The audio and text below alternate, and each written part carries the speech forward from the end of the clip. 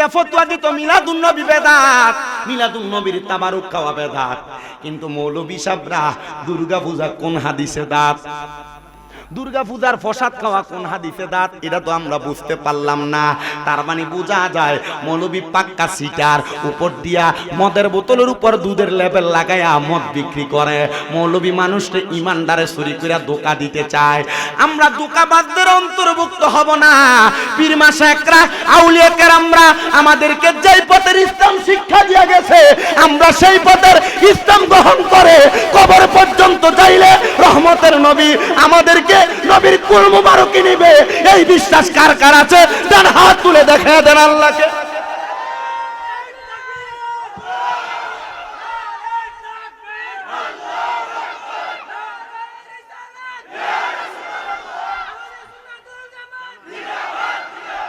মাজার আর আউলিয়া কেরাম পন্থীরা আমাদেরকে যে ইসলাম শিখাইছে, মৌলভী সাহেব ফান্দাবি লাগাইয়া মাথায় ফাগরি লাগাইয়া এই ইসলাম রে কয়, এটা বলে ভন্ডামি আর বেদাত। তার সুট্টার করে সুট্টা ইসলাম ধর্ম চিনস না কোনটা? আমি আগে মনে করতাম যে কওমিদের সাথে আমরা একটা দ্বন্দ্ব মনে হয়, আরে না, আমি এটা মাসালাগত দ্বন্দ্ব। কিন্তু এরা যে ইমান চুরি করতেছে ডাইরেক্টলি ইমানই দ্বন্দ্ব লাগাই দিচ্ছে। কথা কন না কেন, কথা কন না কেন? আমি কওমি কয়েকটা বড় বড় আলেমদের সাথে কথা বলছি। আপনাদের তো, আমি নিজেও কওমি মাদ্রাসায় পড়ছি, কওমি মাদ্রাসায় কারিয়ানা করছি। দেখলাম যে ওনাদের সাথে আমাদের দ্বন্দ্ব কি নিয়ে? মাসলাগত দ্বন্দ্ব, মুস্তাহাব মুস্তাহসান বিষয় নিয়ে। ওনাদের অনেক বড় বড় আলেমরা ওনারা নিজেরাই বলে যে তারা তাদের নিজস্ব আকীদার কাজ করবে, আমরা আমাদের কাজ করব। যদি তোমরা ইসলামের বৃহৎ স্বার্থ চিন্তা করে এগুলা নিয়ে বাড়াবাড়ি করবা না। তখন আমি একদিন এক হুজুরে প্রশ্ন করলাম, যিনি আমার কওমি মাদ্রাসায় আমারে দিনই প্রথমে নুরুল আনার করাইয়া, তারপর আমি দিনার কাছে মিজান মুসাইব পড়ছিলাম। গেলাম, হুজুর এখন যে কয় আল্লাহরে সর্বশক্তিমান কোন যাইতো না, হুজুর এটা কেমন ইমান? কয় এটা পাক্কা কাফের। কথা কয় না, এটা পাক্কা কি? আমি কইলাম, হুজুর এই যে আবার ফতোয়া দিয়ে দিল মা খাদিজাতুল কুবরা কোনোদিন নামাজ পড়ছে না, রোজা রাখছে না, মা খাদিজাতুল কুবরা কোনোদিন ফরদই করছে না, হুজুর এটা কেমন? কই এটা ঈমান তো গেছে গেছে, এর ঈমান যে গেছে এটা নিজে জানে না। ঈমানের বয়ান দিছেন আমারে, ঈমান তোহায়া ভাইতেন না। এটা কি এর প্যাকেট বাবা?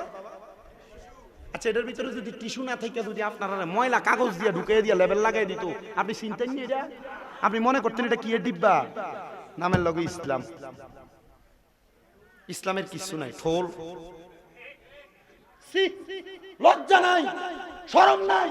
আবার এর পক্ষের লোকেরা এর পক্ষেই দালালি করে। এই দালালেরা সাবধান হয়ে যাও। আল্লাহর কোরআন রাসূল পাকের ইজ্জতের চাদর করে টানাটানি করলে তোমাদের জিহ্বা বাংলার মুসলমান ছিঁড়ে লাগবে না। আল্লাহ তোমাদের মরণের সময় জিহ্বায় কামড় দিয়ে মারবে, জিহ্বায় কামড় দিয়ে মারবে, জিহ্বায় কামড় দিয়ে মারবে। ডান হাত তুলে বলেন ঠিক না বেঠে? ঈমানের ব্যাপারে সতর্ক। আমরা আজকের এই বিবাড়িয়া জেলার অন্তর্গত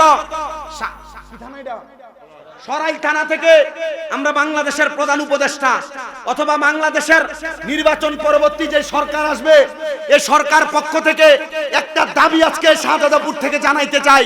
এই বাংলাদেশের সরকার পক্ষ বাংলাদেশে ইসলাম ধর্ম সহ বাংলাদেশকে টিকিয়ে রাখার জন্য যিনারা তাদের গায়ের ঘামকে, তাদের শরীরকে বিনষ্ট করেছেন, ওনারা আউলিয়া কেরাম, ওনারা সুফিবাদী। এই সুফিবাদীদের মাজারকে যারা 5 আগস্টের পরে ভাঙছে, আপনারা যদি সুন্নিদেরকে ওয়াদা দেন এই মাজার ভাঙনেওয়ালাদেরকে শাস্তি দিবেন, আমরা সুন্নিরা আপনাদের সাথে আছি। আর যদি কোন যে হেতারারও তেল মারবেন, আমরারও তেল মারবেন, আপনারা বুড়ি আঙ্গুল। কথা কন না করে কষ্ট হইতেছে আপনারা? বিষয় না ঈমান, ঈমানের বিষয়ে কথা বললে কত মানুষের নাম ধরে কথা কোয়া লাগবে। যতটুক হয়েছে আলহামদুলিল্লাহ। খায় আপনারা বুঝছেন না কিটা কইছি? আমি জানি আপনারা বুঝছেন, বুঝার মানুষই, কারণ প্রত্যেক দিনই তো শোনেন। কয়েকটা মাহফিল হইছে না এলাকাতে এই 1.5-2 মাসে, অনেকটা হয়ে গেছে। আপনারা এইসব বিষয় জানেন তো। যেই কথা বলতেছিলাম, আমানতু বিল্লাহ, কার প্রতি? আল্লাহর প্রতি ঈমান। আল্লাহ তাআলা কাউনে সেজদা দেওয়া যাবে না। ওয়া মালাইকাতিহি, ফেরেশতাদের প্রতি ঈমান। কোন ফেরেশতা? মারহাবা কোন? শুধু কি 2 কাঁধে 2 জন ফেরেশতা? হায়াতুল হাইওয়ান কিতাব পড়তে দেয়া দেখলাম আপনার আমার হাতে আঙ্গুল কয়টা? 10 আঙ্গুলের মাথায় 10 ফেরেশতা। আপনার আমার পায়ের আঙ্গুল কয়টা? পায়ের 10 পায়ের আঙ্গুলের মাথায় 10 ফেরেশতা। আপনার আমার চোখের পাপড়ি, 2 চোখে 4 পাপড়ি, 4 পাপড়ির মাথায় 4 ফেরেশতা, 2 ঠোঁটের মাথায় 2 ফেরেশতা, নাকের আগায় 1 ফেরেশতা, 2 কানের মাথায় 2 ফেরেশতা। ও ফেরেশতারা, তোমরা কেন এত জায়গার মধ্যে বিরাজমান? কই তোমরা না ফেরেশতাদের প্রতি ঈমান আনছো? তোমরা হাতের আঙ্গুল দিয়া কি গুনাহ করো? হাতের আঙ্গুলি দিয়া কি সওয়াবের কাম করো? আমরা ফেরেশতারা তা জানি, তা লিপিবদ্ধ করি। এই জন্য ফেরেশতাদের প্রতি ঈমান আনা জরুরি। আপনার প্রতিটা কদমে কদমে আল্লাহ তাআলার 10 জন করে ফেরেশতা থাকে। ওই ফেরেশতারা আপনার কদমের হিসাব লিখতে থাকে। ওয়া মালাইকাতিহির পরে ওয়া কুতুবিহি, কিতাবের প্রতি ঈমান। কোন কিতাবের প্রতি ঈমান? আল্লাহর পক্ষ থেকে আখিরি নবীর উপরে 104 খানা কিতাব আসছে। এর মধ্যে 100টা সহিফা আর 60টা কিতাব সর্বশ্রেষ্ঠর অন্তর্ভুক্ত। আর 60টা কিতাবের মধ্যে একটা কিতাব হলো যালিকাল কিতাব লা রাইবা ফিহি, যেটার মধ্যে কোনো সন্দেহ নাই। ওই কিতাব আর অন্য কোনো কিতাব না। ওই কিতাবের নাম হলো আর রহমান আল্লামাল কোরআন। সুবহানাল্লাহ, জোরে কোন। আল্লাহর রাস্তে আমারে কইও না সাপ দিয়ে বইতে কইতে, কারণ আমি কারে কোন জায়গায় এসে বসতে করতাম। এরা তো বইয়া লাইছে, আর জায়গা পাইতেছে না এরা। গত বছর তো অবস্থাটা এই হইছে, তোমরা জানছো অবস্থা যেমন এমন হইছে। আপনারা মাহফিল করে যাওয়ার পরে তার 2-3 জায়গায় মাহফিলের কথা কইছে, রাখতামও পারছি না। শাহজাদাপুরে হুজুর আমি পারি নাই, তারপরে একটু জায়গাটা একটু বড় কইরা করতে, যেহেতু হয় নাই যেমনে আছে এমনি বাড়ি। আপনি একটু কষ্ট করে যদি এখানে দাঁড়ায় থাকেন, আমরা যদি জান্নাতে যাই আল্লাহর কাছে কুম আল্লাহ তারও আমরা লোকে বাইরে দাঁড়ায় দাঁড়ায় আছি। কইতেন না নি আপনারা? আল্লাহ কবুল করো, কোন আমিন। তাহলে কিতাবের প্রতি ঈমান, এই কিতাবের প্রতি ঈমানটাই আমরারে ধরা খাওয়াইবো। বলে হুজুর রাসূলের প্রতি ঈমান না ধরা খাওয়াইবো? আরে বেটা, রাসূল কইতে শাফাআতুল আহলি কাবাইরি মিন উম্মতি। নবীর উম্মতের ভিতরে কোন উম্মত যদি কবিরা গুনাহ করে, নবী তার সুপারিশ করে জান্নাতে নিব। কিন্তু কিতাবের প্রতি ঈমানটা এমন কঠিন বিষয়, এই কিতাবের ভিতরে হালালের কথা আছে না নাই? হারামের কথা আছে না নাই? সুদের কথা আছে না নাই? ঘোষের কথা আছে না নাই? ফরের হক মেরে খাওয়ার কথা আছে না নাই? হারাম পরকিয়া বেডি বাইদের কথা আছে না নাই? সব কিছুর কথা আছে, কিন্তু আমরা মানি না। কয় যারা মানে তারা ইমানদার, যারা মানে না তারা বেঈমান। বলে হুজুর মুখে মানি, অন্তরেও মানি, কিন্তু কাজে পরিবর্তন নাই। আল্লাহর নবী কয় তাদের ঈমান নাই। বলে কেন? কেন? মুখে স্বীকার কইরা অন্তরে বিশ্বাস কইরা কাজে রূপান্তর করার নাম হলো ঈমান। কিন্তু মুখে মানেন, অন্তরে বিশ্বাস করেন, কাজে প্রকাশ করেন না। আল্লাহর নবী কয় তার ঈমান নাই। এবার আসেন ওয়া রাসূলিহি, রাসূলের প্রতি ঈমান। ও বাবা, ঈমানের রাসূলের প্রতি কোন বিষয়? আপনার কাছে এই কথাটা বলতে গেলে বহু মৌলবী সাহেব ধরা। বলে হুজুর কোন মৌলবী সাহেব ধরা? আপনারা দেখবেন কথায় কথায় বলে দেয়, কবরে প্রশ্ন হবে 3টা, মান রব্বুকা ওয়া মান দীনুকা ওয়া মান নাবিয়ুকা। এই 3 প্রশ্ন কবরে। কি প্রশ্ন হইব নি? নবী নুন না মানি, তুই নুন লইয়া মারামারি করস কি লাইগা? কথা তো সত্য। কবরে প্রশ্ন কয়টা? আপনার মনে কষ্ট হইতেছে? আমি ওয়াজ করলে আপনার বেজার হইবে? হুজুর গত বছর হুজুরে দাওয়াত আছিল, আইছেন। এবছর অসুস্থ কইছিল না, মনে আছে? এবছর আইছে হিসাবে বয়া বয়া ওয়াদা করে দামুগা ধরা খাইবা কোনে? হিসাবে সাক্ষী দিব তোমার বিরুদ্ধে। হ্যাঁ, আর যদি কাম করে লাও তাহলে এই কামের পক্ষে কথা কইব কে? হিসাবে। আমি বাচ্চা যাবো, আমি এর লাগি তো মুড়ি দাও। মুড়ি দাও কে লেগা? নিজের কিছু ভুল ত্রুটি থাকলে এটা তখন হিসাবে কোন রকম বাঁচাইয়া দেয়। এটা লেগে না কথা মাতে না বেড়াই, মুড়ি তো এটা লেগে। কিন্তু ভুল যদি তুমি বেশি করে লাও, হিসাবে তোমার নিষেধ করছে এইটা, তুমি যদি করো সেইটা, এরপরে হিসাবে তুই কোন মুড়ি যা করে চিনি না। কথা কই না খেলে হিসাবের আদেশ মানো না, এটা কি তুমি আর ফিট থাকবা? কথা কই না খেলে ফিরে তোমারে কই সিগারেট খাইস না, তুই খাস। ফিরে তোরে কয় যে মিথ্যা কথা কইস না, তুই কস। ফিরে তোরে কয় হারাম খাইস না, তুই খাস। ফিরে কয় নামাজ পড়, তুই ফরস না। তো ফিরে তোরে চিনবো বেটা? তুই তো ফিরের আদেশই মানস না। মানার নাম না ঈমান। মারহাবা কয় না বেটা? আর জোরে কোন না মারহাবা। এবার আসেন বাবা, আপনারা প্রশ্ন করে আপনারা কত সুন্দর গুজামিল দেয়। বলে কবরে প্রশ্ন করব 3টা, মান রাব্বুকা ও মান দীনুকা ও মান নাবিয়ুকা। এ মুসলমান, তাহলে নবী নূর নিয়ে কেন পিডাপিডি করো, মারামারি করো? নবী নূরের প্রশ্ন তো কবরে করবে না। আপনারা বলেন মান রাব্বুকা, তোমার রব কে? আপনারা কোন রবের নাম? ওমান দিনুকা, তোমার দিনকে আপনি কোন দিনের নাম? কিন্তু কবরে 3 নম্বর প্রশ্ন, ওমান হাদার রাসূল, এই ব্যক্তিরে চিনুনি? তুমি আজীবন কইলা নবী মাটির তৈরি, কবরে দেখাইব নূরের নবী। নূরের নবী না মাইন্না কবরে গেছো, মাটির নবী কইয়া কবরে গেছো। মাটির নবীরে চিনছো দুনিয়ায়, নূরের নবীরে চিনবা কেমনে? তখন কইবা চিনি না। আমার নবী কইব তরেও আমি চিনি না। তাহলে নূরের নবী মানার দরকার, জোরে কও না, আছে না নাই? এ বাবা, বেশি উপরের কোন দলিলের দরকার নাই। বলে কদ জাআকুম মিনাল্লাহি নূরুন ওয়া কিতাবুম মুবিন, এই মাত্র আমি আল্লাহর পক্ষ থেকে তোমাদের কাছে আসিয়াছে একটা নূর এবং দলিল, একটা কিতাব। আর এই নূর বমানা অন্য কোন কিতাব লাগবে না। তাফসীরে জালালাইন শরীফের মধ্যে বলতেছে ইয়ানে নূরুম বমানা মুহাম্মাদুর রাসূলুল্লাহ সাল্লাল্লাহু আলাইহি ওয়াসাল্লাম। ধরে কোন সুবহানাল্লাহ। ওই নবীরে নূর বলতে আল্লাহর কোরআন। এই তাফসীরের কিতাব আমরা আলিয়া মাদ্রাসায় পড়ি, এই তাফসীরের কিতাব কওমি মাদ্রাসায় পড়ে, এই তাফসীরের কিতাব সালাফিরও পড়ে। তো যারা নূর মানে না এটা তাদের বিষয়, তবে আমরা নবীরে নূর মানি। বলে নবী নূর ঠিক আছে, নবী মানুষের রূপে দুনিয়াতে আসছে, মনে রাখতে হবে মানুষের রূপেও যদি আসে নবী মানুষের মতো মানুষ না। বলে হুজুর কেন? এদের দেখেন আপনারা, তাকে যে স্ট্যাটাস সাজাইছে ফুল দিয়া, আসলে কি এটা আসল ফুল না নকল ফুল? এটা ফুলের মতো, এটা ফুল না। নবী মানুষের মতো মানুষ না। আল্লাহ তাআলা আমার নবীরে নূরানী নবীরে দুনিয়াতে মানবীয় কাবার পরে পাঠাইছে। জন্য আশেক কয় ওরে নূর নবীজির 3টি সূরত শোনো হে নবীজির রহমত, প্রমাণ করে হাদিস আর কোরআন। ওরে এক যে শুরুতে হাকিকি, 2 নম্বরে মালাইকি, 3 নম্বরে মানবের রূপ ধারণ। নবীর আসে গহন গাইব আমরা, কামলিওয়ালার শান বলেন গাইব আমরা। শান নবীর আসে কান গাইব আমরা, মদিনাওয়ালার শান বলেন গাইব আমরা। কামলিওয়ালার শান সুন্নি মুসলমান গাইব আমরা, নূর নবীজির শান। ওরে 12 রবিউল আউয়ালে আরে আশকে দলে দলে গাইব আমরা, কামলিওয়ালার শান। হায়রে গাইব আমরা কামলিওয়ালার শান, সুন্নি মুসলমান গাইব আমরা, কামলিওয়ালার শান বলেন গাইব আমরা। নবীর আসে কান গাইব আমরা, নূর নবীজির শান। ওরে 570 খ্রিস্টাব্দে আমার দয়াল নবী সর আরে আসিলেন দরার বুকে। নবীর আসে কান গাইব আমরা, কামলিওয়ালার শান বলেন গাইব আমরা। নবীর আসে কান গাইব আমরা। বাজানো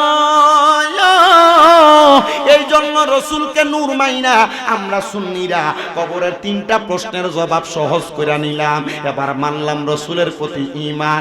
এবার কই ওয়া রাসূলিহি ওয়াল ইয়াউমিল আখিরি, আখিরাতের প্রতি বিশ্বাস করা লাগবে। এ মুসলমান, এই জায়গায় আইসা বড় ধরা খেয়া যাইবা। আখিরাতের প্রতি ঈমান কোনটা? আপনি মারা যাবেন, আমি মারা যাব, পীর সাহেব হুজুর মারা যাবে, আলেম সাহেব মারা যাবে, আপনার এলাকার হাজী সাহেব মারা যাবে। কিন্তু মারা যাওয়ার পর কবরের মধ্যে যখন যাবেন, ওই কবরের মধ্যে আপনারে উত্তোলন করা হবে। ওয়ামিনহা নুখরিজুকুম তারাতান উখরা, আপনারে কবরে উঠাইয়া ওই কবরে কি করব আপনার মনে কি এখনো প্রশ্ন জাগে না? আপনার প্রত্যেকটা কাজের জন্য পুঙ্খানুপুঙ্খানুভাবে হিসাব দেওয়া হবে। আল্লাহ তাআলা কোরআনুল কারীমের সূরা জিলজালের শেষ 2টা আয়াতে বলে, তুমি দুনিয়াতে যদি কোনো ভালো কোনো ছোট ছোট কাজ করো, ওই কাজ তোমাকে দেখানো হবে। যদি খারাপ কোনো কাজ করো ছোট ছোট, ওই কাজগুলা তোমার দেখানো হবে। মুসলমান, আপনি মনে করতেছেন লুকিয়ে লুকিয়ে গুনাহ করলে মনে হয় আল্লাহ দেখে না, গোপনে গোপনে গুনাহ করলে মনে হয় আল্লাহ দেখে না। গোপনে গুনাহ করলো আল্লাহ দেখে, লুকিয়ে লুকিয়ে ইবাদত করলো আল্লাহ দেখে। মনে রাখবেন রে বাবা, আপনারা যারা গোপনে গোপনে গুনাহ করেন, গোপনে গোপনে জিনা করেন, গোপনে গোপনে পাপ কাজ করেন, গোপনে গোপনে প্রেমের সম্পর্ক লাগান, গোপনে গোপনে পরের হক নষ্ট করেন। মনে রাখবেন আল্লাহর নবীর মসনদে আহমদের হাদিস বলে, গোপনে গোপনে পাপ করলে আল্লাহ 1 নাম্বার মানুষের হায়াত কমায়া দেয়, গোপনে গোপনে পাপ করলে 2 নাম্বার ওই মানুষের রিজিক কমায়া দেয়, 3 নাম্বার গোপনে গোপনে পাপ করলে আল্লাহ ওই মানুষটার চেহারার নূর কমায়া দেয়। তুমি গোপনে গোপনে একটা বিদেশির বউয়ের লগে লাইন লাগাইছো, আল্লাহর কসম তোমার কামাই বন্ধ, হায়াত কইমা যাবে, চেহারার নূর কইমা যাবে। তুমি গোপনে গোপনে মানুষের সঙ্গে চিটারি করো, বাটপারি করো, পরের হক মাইরা মাইরা খাও, গোপনে গোপনে তোমার বোনের হকটা তোমার নামে লেখায়া নিছো, আল্লাহর কসম তোমার 3টা ক্ষতি হয়ে যাবে।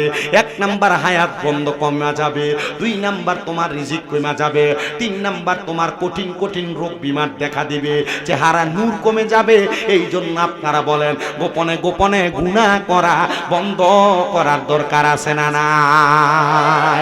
আরো জোরে বলেন দরকার আছে না নাই? আল্লাহর নবীজির প্রখ্যাত হাদিস বিশারদ হযরত সাদ সালামা রাদিয়াল্লাহু তাআলা আনহু থেকে হাদিস বর্ণিত, আমার নবী বলেন দুনিয়াতে কোনো মানুষ যদি গোপনে গোপনে ইবাদত করে, আমার আল্লাহ তাআলা ওই মানুষটার 3টা কাজ করে। 1 নাম্বার মানুষের হায়াত বাড়ায়া দেয়, সুবহান, আর জোরে কোন সুবহানাল্লাহ। গোপনে ইবাদত করলে হায়াত বেড়ে যায়, গোপনে ইবাদত করলে আল্লাহ তাআলা রুজি রোজগারে বরকত দেয়। মারহাবা মারহাবা। এ বাবা, আমার বয়স কম, মাত্র কামেল 2য় বর্ষে পড়ি, এবছর পরীক্ষা দিলে নামের আগে মুফতিটা লাগবে, কিন্তু আমি বহু জায়গার মধ্যে বলি আমার এলেমের জোর দিয়ে আমি আলেম হই নাই, আমি আমার এলেমের জোর দিয়ে বক্তা হই নাই। আমি কয়েকটা কারণে বক্তা হইছি। 1 নাম্বার আমার মা বাবা পীর মাশায়েখ ওস্তাদদের দোয়া, মুরব্বিদের দোয়া। 2 নাম্বার আমার এক ওস্তাদ বলছিল, বাবা যদি সম্ভব হয় এই অল্প বয়স থেকে তাহাজ্জুদ গুজার করো, তাহাজ্জুদ পড়ো। আমি ওই সময় থেকে আল্লাহর ইবাদত তাহাজ্জুদের মধ্যে মনোযোগী হয়েছিলাম। আর আমার আল্লাহ তাআলা এমন একটা বরকত আমারে দান করছে, আপনাদের দোয়ার বরকতে এখন আমার 1000-এর উপরে ছাত্র আছে। আপনাদের এলাকারও একজন ছাত্র, আপনাদের এলাকার কোন নানি জানি আমার সাথে কথা বলে গেছে, আমার একটা ছাত্র মুন্না, তারা নানি এলাকাতে থাকে, আমার বলতে হুজুর আমার সন্তানটা, আমার নাতিটার একটু দেখবেন আর দোয়া করবেন। আমি শুধু আপনাদের এই এলাকার ছাত্র না, আমার মাদ্রাসায় টাঙ্গাইল বলেন, কিশোরগঞ্জ বলেন, ময়মনসিংহ বলেন, নেত্রকোনা বলেন, নরসিংদী বলেন, বাংলাদেশের বহু জায়গা থেকে কুমিল্লাতে আমার মাদ্রাসাগুলোর মধ্যে ছাত্র যায়। আমি আমার সব ছাত্রদেরকে বলছি, বাবা যদি আলেম হইতে চাও, ঈমানওয়ালা হইতে চাও, তাহলে তোমরা এখন থেকে তাহাজ্জুদ পড়ো। আপনাদের দোয়ার বরকতে আমার মাদ্রাসার ছোট ছোট বাচ্চা যারা নুরানিতে পড়ে, তারাও রাত্র 3:30টায় উইটা তাহাজ্জুদ নামাজ পড়ে। শুধু তাহাজ্জুদ নামাজ পড়ে না, আমার ছাত্ররা মাদ্রাসার মধ্যে তাহাজ্জুদ পড়ে কান্না করে করে দোয়া করে। যদি কোনোদিন সম্ভব হয় কুমিল্লা চকবাজারে নূরপুর যে আমার মাদ্রাসা তুইটা দেখবেন, প্রত্যেকদিন আসরের নামাজের পরে মাগরিবের আগে আমার প্রত্যেকটা ছাত্র খতনে খাজে গান পড়ে পড়ে দেশবাসীর জন্য দোয়া করে। আর ছোট ছোট বাচ্চা চোখের পানি দেখলে আপনার কাছে মনে হবে পোলা গুনাহ সম্পর্কে আর কি জানে, পোলা এমনে কেন কান্দে। কারণ আমি আমার ছাত্রদেরকে বোঝাইছি, রে আব্বাদিরা, দুনিয়াতে যা করো আর না করো, আল্লাহ তাআলার ইবাদত থেকে দূরে থাকবা, তোমার কোনো দাম নাই। আল্লাহ তাআলার ইবাদত থেকে দূরে থাকবা, তোমার কোনো দাম নাই। আল্লাহ তাআলার প্রতি ঈমান, রাসূলের প্রতি ঈমান, রাসূলের প্রতি ঈমান, আল্লাহর ইবাদত নেক আমলগুলা থেকে দূরে থাকবা, তোমার কোনো দাম নাই। কেন আপনার অভাব, কেন আপনার সংসারে কোনো বরকত নাই, কেন আপনার ব্যবসাতে বরকত হয় না, কেন আপনার বিপদ আপদ আপনার পিছে ছাড়ে না? এটার একমাত্র কারণ হইল আপনি আল্লাহ তাআলার সাথে এখনো প্রেমের সম্পর্ক লাগাইতে পারে নাই। প্রেম যদি করতে পারো মাওলার সনে, আল্লাহরে দুনিয়াতে খুশি করবা, আল্লাহকে আমি আমার রহমতের ভান্ডার থেকে তোমারে ধন দান করব। এ আমার পর্দার অন্তরালের মা, এ আমার শাহজাদাপুরের আম্মুজিরা, সোশ্যাল মিডিয়ার মাধ্যমে দেশ বিদেশ থেকে দেখতে আমার যেই মা বোনেরা, তোমার স্বামীর কামাই রুজিতে বরকত নাই, তোমার স্বামীর ইনকামে বরকত নাই, তোমার স্বামীর ব্যবসা বাণিজ্যে বরকত হয় না, তোমার ঘর থেকে রোগ বালা মুসিবত ছাড়ে না, তোমার ঘরের মধ্যে কামাই রুজি করো বরকত হয় না। ও মা, আপনাদের সবার কাছে বলবো, আপনারা বেশি বেশি করে আল্লাহর ইবাদত করেন, সকালবেলা ঘুমাইয়েন না, ঘুমাইয়েন না। এ মুরব্বি বাবাজিরা, আপনার কঠিন বেমার, কঠিন রোগ হয়ে গেছে, আপনার কাছে আমি করজোড়ে আবদার করি রে বাবা, আপনারা এখন থেকে একটা কথা আমল করে দেখেন। প্রত্যেকদিন ফজরের নামাজের আগে উইতে এই যে ফিসাব দাবি করে এরা, ওনাদের পূর্বপুরুষরা যে নাসিরউদ্দিন সিবাতালার আওলাদ হইয়া পীর দাবি করে, এরা এমনি ওলি হয় নাই। আল্লাহর ওলিরা রাত্রবেলা ঘুমাইছে না, ঘুমাইছে না। আপনারা মনে করেন ফিরার কাছে মুড়ি ধইলে মনে হয় খেলা শেষ, না রে না, ফিসাবরা রাইতে ঘুমায় না, পিসাবটা গভীর রজনীতে আমার আল্লাহর কাছে শুধু কান্দে। আমি আমার একজন বড় ভাইয়ের কাছে আমি জিজ্ঞাসা করলাম, যিনি আমার সাথে পিরালিও করে ও আবার কর্মকাণ্ড করে। আমি কইলাম, ভাই আপনার চোখের নেটগুলা বড় কালো। বলে তোমারও তো। আমি জিগাইলাম কারণটা কি? উনি আমারে কয় রাত্রে ঘুমাওনি। আমি কইলাম বয়স কম, একটু ঘুমানো লাগে, রাত্রে ওর ঘুমা করে ওয়াজ মাহফিল করি।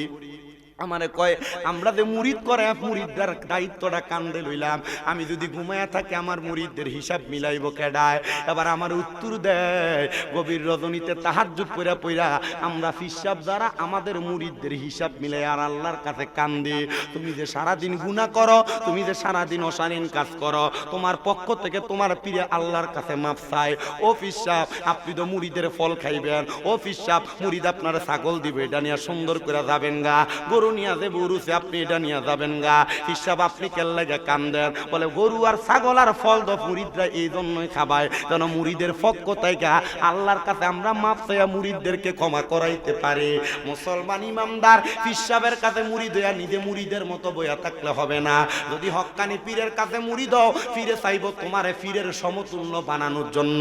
ফিরে এমন সোহবত দিব, ফিরে এমন নেক নজর দিব, তুমি কোন সময় নিজে ফির হইয়া গেছো, মুর্শিদ হইয়া গেছো বুঝবা না।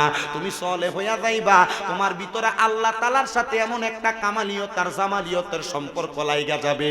যখন তুমি আল্লাহরে আল্লাহ কইয়া ডাকবা, আমার আল্লাহ কয় বান্দা যদি কামালিয়ত অর্জন করতে পারে গো, বান্দা আমারে ডাক দেয় একবার, আমি আল্লাহ তার ডাকে সাড়া দেই ৭০ বার। কয়বার জবাব দেয়? একবার ডাক দিবেন ৭০ বার জবাব দিব। চিন্তা করে দেখেন সামনে এমন হইছেননি? হ্যাঁ চিন্তা করে, হুজুর আজ কেন ওজনে কম দিয়েছি আমি এমন অনুভূতি কথা কয় না। এ মা বোনেরা, কত দোয়া করে কিছুই তো কবুল হয় না। শুক্রবারে মসজিদে তবরুকের ফুটলা ফাটাইয়েন পরে 200 টাকা দিয়ে ফাটাইয়েন পরে আমার এই ওয়াদে এলাকার মৌলভী সাহেবরা মিলাদ বন্ধ হয়ে দেবো গা। আব্বাজি গো, ও মা, আমি আপনার কাছে করজোরে আবদার করি গো মা, এই মিলাদ পড়াইবেন এটার পক্ষে আমি বিপক্ষে না। ঘরে মিলাদ পড়াইবেন, দোয়া করাইবেন, এটার পক্ষে আমি বিপক্ষে না। তবে আপনি যদি ঠিক না হইয়া 200 না 2 লাখ টাকা দিও মিলাদ পড়ান, হুজুর কাম দইবনি। আগে নিজে ঠিক হওয়া লাগবে, নিজে ঠিক হওয়া লাগবে না। বেডি সারা রাত মোবাইলে টিকটক চায়, সকালবেলা বেড়া বেডির নামাজের কথা কইব করতে, বেটা তো নিজে রাখতে না ঘুমায়। ওটা মুয়াদ দিয়ে লাইছে। কথা কি সত্য না মিথ্যা? এ মা বোনেরা, ঘরে বরকত চান, আল্লাহর সঙ্গে প্রেমের কানেকশন লাগান। হে কথা কয় না, দরকার আছে না নাই? তখন যদি তুমি গোপনে গোপনে ডাকো, ইয়া রাসূলুল্লাহ, শুধু নাম শুনি কানে, এটা ইবাদত কইরা না না কইরা? কথা কন, ইবাদত কইরা না না কইরা? তখন যদি তুমি কও, শুনছনি রে জংলার পাখি, আরে কেন করো ডাকা ডাকি, আইরে জংলাতে থাকিয়া বুঝি দেখছো নবী রে, জংলাতে থাকিয়া বুঝি দেখছো নবী রে, ইয়া রাসূলুল্লাহ শুধু। তখন তুমি যখন ডাক দিবা দেখবা রহমতের নবী তোমার ঘরে। মারহাবা। কেমনে আসে? ওয়াজদার ধারাবাহিকতা দেখলেই বুঝতে পারবেন। এ মুসলমান ইমানদার, এ নবীর উম্মতের দল, শোনো শোনো শোনো, আখিরাতের প্রতি ঈমানের কথা বলতেছিলাম, তারপরে আমলের জায়গায় চলে যাব। ওয়াজ বেশিক্ষণ কষ্ট দিব না আপনাদেরকে। আপনারা সবাই জানেন গত বছরের ধারাবাহিকতা আমি ওয়াজটা একটু কমই করি। এই কম ওয়াজ দিয়ে আপনাদেরকে বোঝানোর চেষ্টা করব। আল্লাহর নবী রহমতের নবী বলে, তাহলে আখিরাতের প্রতি ঈমান, লুকিয়ে গুনাহ করা যাবে? গোপনে গোপনে গুনাহ করলে কয়টা জিনিস কমে? 3টা। হায়াত কমে, রিজিক কমে, চেহারার উজ্জ্বলতা নূর কমে, রোগ ব্যাধি বাড়া দেয়। আর গোপনে গোপনে ইবাদত করলে আল্লাহ তাআলা বান্দার হায়াত বাড়ায়, রোগ বালা মুসিবত মাফ করে, মানে ওই বান্দার চেহারার উজ্জ্বলতা বাড়ায় দেয়। মারহাবা কন্না। এই আখিরাতের প্রতি ঈমান আনার পর ওয়াল ইয়াউমিল আখিরি ওয়াল কদরি খায়রি ওয়া শাররিহি, মারহাবা কোন। এটা বড় মারাত্মক বিষয়। বিল্ডিং ঘর আছে কার? একটু হাত তোলেন। বিল্ডিং ঘর, বিল্ডিং ঘর।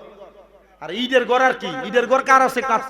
আচ্ছা, এ বাবা, যারা বিল্ডিং ঘর এরা চিন্তা করে আমার এই বিল্ডিংটা যদি দোতলা বানাইতে পারতাম।